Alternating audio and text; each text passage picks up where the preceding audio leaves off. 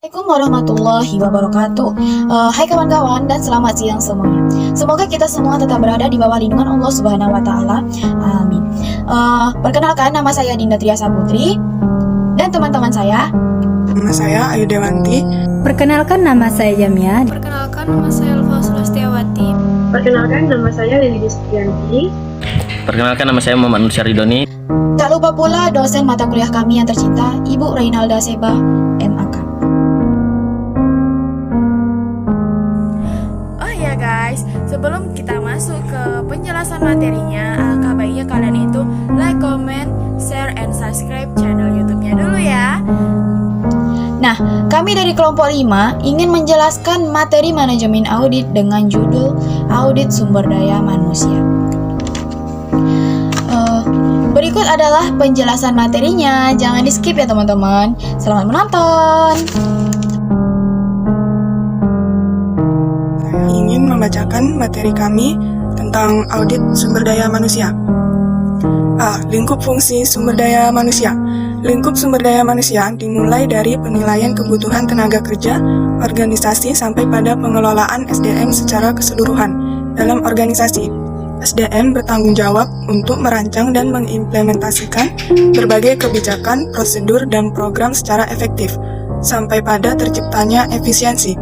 Semua itu mencakup tentang bagaimana mengembangkan dan mengelola pengetahuan, keterampilan, kreativitas, bakat, dan menggunakannya secara optimal. Salah satu fungsi manajemen adalah pengawasan. Tujuannya adalah antara lain untuk menjaga dan mengamankan harta milik perusahaan dan penyimpangan-penyimpangan, baik oleh pihak intern perusahaan maupun ekstern. Untuk mengoptimalkan efektivitas dan efisiensi kerja, perlu didorong untuk mematuhi kebijakan manajemen, serta untuk menjaga agar tercapainya manajemen information sistem yang baik. Ada berbagai pendekatan yang dapat dilakukan dalam melaksanakan pengawasan, yang salah satunya adalah audit. Dengan demikian, pada mulanya audit merupakan ruang lingkup dari tugas manajemen suatu perusahaan. Sejalan dengan hakikat pengawasan itu sendiri menjadi fungsi dari setiap level manajemen. Sehingga semakin besar organisasi suatu perusahaan, biasanya mungkin beberapa perusahaan memiliki cabang yang tersebar di seluruh negeri dan bahkan hingga ke luar negeri. Kegiatan audit tidak mungkin lagi dirangkap secara fungsional oleh para manajer atau departemen tertentu karena akan kehilangan objektivitas dan independensi dalam pelaksanaan tugasnya. Sehingga terkadang diperlukan suatu organisasi yang berdiri sendiri dan terpisah dari kegiatan rutin. Dengan demikian, audit sebagai suatu proses dengan kemampuan dan independensi seseorang dapat menghimpun dan mengevaluasi bukti-bukti dari keterangan yang terukur dari suatu kesatuan ekonomi dengan tujuan untuk mempertimbangkan dan melaporkan tingkat kesesuaian dan keterangan yang terukur tersebut dengan kriteria yang telah ditentukan. Dengan demikian, audit adalah kegiatan pemeriksaan terhadap suatu kesatuan ekonomi yang dilakukan seseorang atau kelompok atau lembaga independen yang bertujuan untuk mengevaluasi atau mengukur lembaga atau perusahaan dalam melaksanakan tugas atau pekerjaan dengan kriteria yang telah ditentukan. Baiklah, saya akan melanjutkan materi dari pemateri pertama, yaitu Ayu Dewanti, di mana ia telah menjelaskan tentang lingkup fungsi sumber daya manusia. Untuk selanjutnya, menurut Gomes Megia, audit sumber daya manusia merupakan tinjauan berkala yang dilakukan oleh Departemen Sumber Daya Manusia untuk mengukur efektivitas penggunaan sumber daya manusia yang terdapat di dalam suatu perusahaan. Kembali kepada fungsi audit ini sendiri dapat dikategorikan ke dalam 3 bidang utamanya yang tentu fokusnya ada pada audit sumber daya manusia. Di antaranya terdiri atas yang pertama itu ada policy audit atau disebut dengan manajemen audit atau penilaian dilaksanakan secara sistematis dan independen, berorientasi ke masa depan terhadap keputusan dan kebijakan dilakukan oleh manajemen yang bertujuan untuk meningkatkan kualitas sumber daya manusia melalui perbaikan pelaksanaan fungsi manajemen, pencapaian rencana yang sudah ditetapkan serta pencapaian social objective. Nah, yang kedua di sini ada performance atau disebut dengan operational audit. Ini merupakan suatu kegiatan penilaian yang sistematis yang dilaksanakan secara objektif dan independen, berorientasi atas masa depan untuk semua kegiatan yang ada dalam suatu perubahan yang utamanya dalam bidang sumber daya manusia. Yang ketiga di sini ada financial audit, yaitu mempunyai orientasi pengujian atau penilaian secara independen dan objektif atas tingkat kewajaran dan kecermatan serta data keuangan untuk memberikan perlindungan keamanan aset perusahaan dengan melakukan evaluasi kelayakan internal kontrol yang ditetapkan.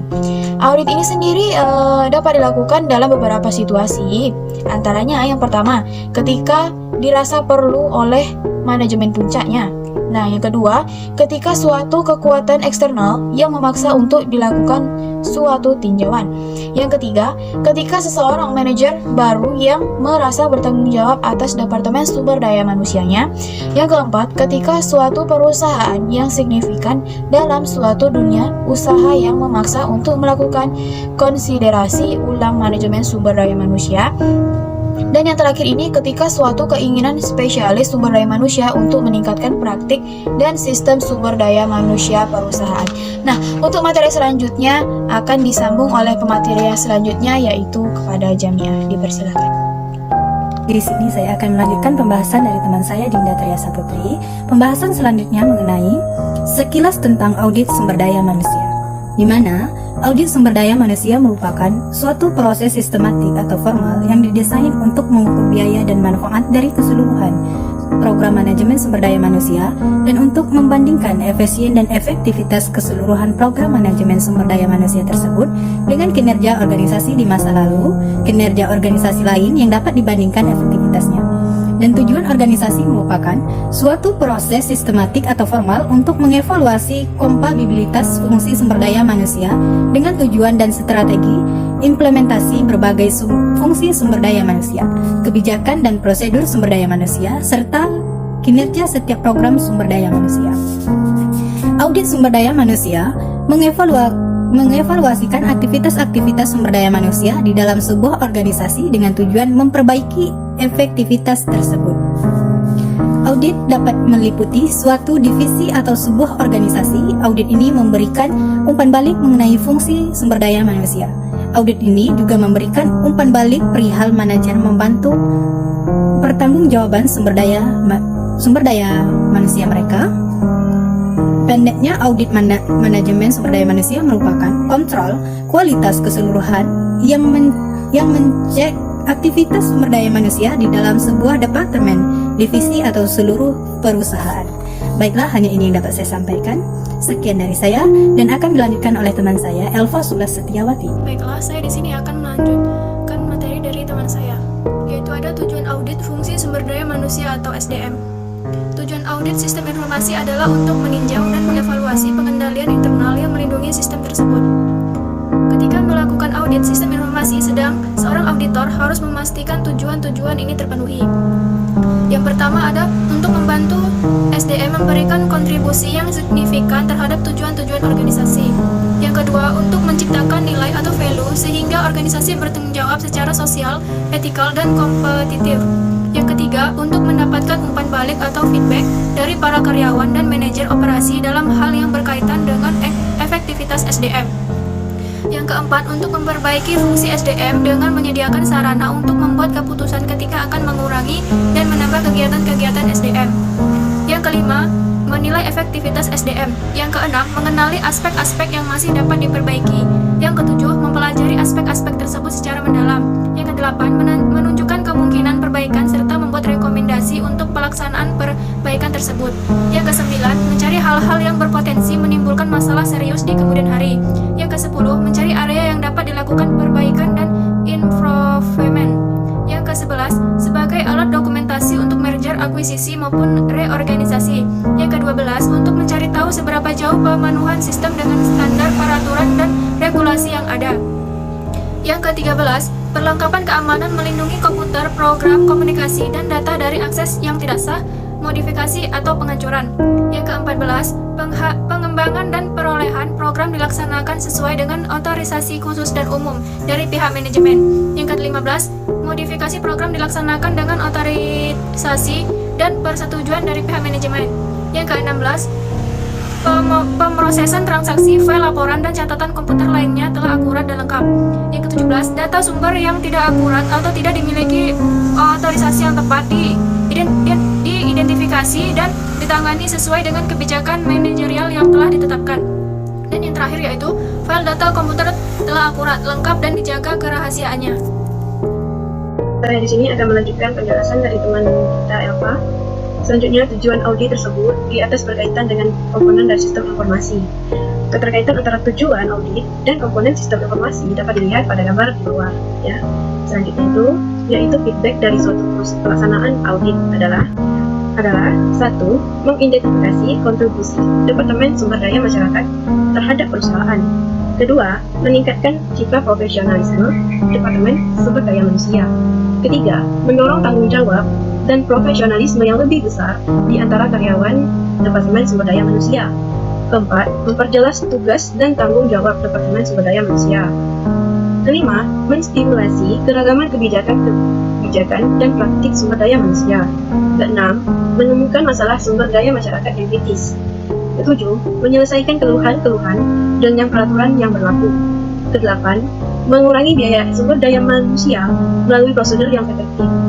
9. Meningkatkan kesediaan untuk mau menerima perubahan yang diperlukan dalam Departemen Sumber Daya Manusia. Terakhir, memberikan informasi yang cermat atas sistem informasi Departemen Sumber Daya Manusia. Demikianlah penjelasan dari saya. Terima kasih. Di sini saya akan melakukan pembacaan dari Lely Christian. C. Prosedur audit fungsi sumber daya manusia. Dalam audit SDM terdapat 5 tahapan, yaitu yang pertama, pada tahapan audit pendahuluan. Auditor menekankan kegiatan auditnya pada pencarian informasi latar belakang dan gambaran umum terhadap program aktivitas SDM yang diaudit. 2.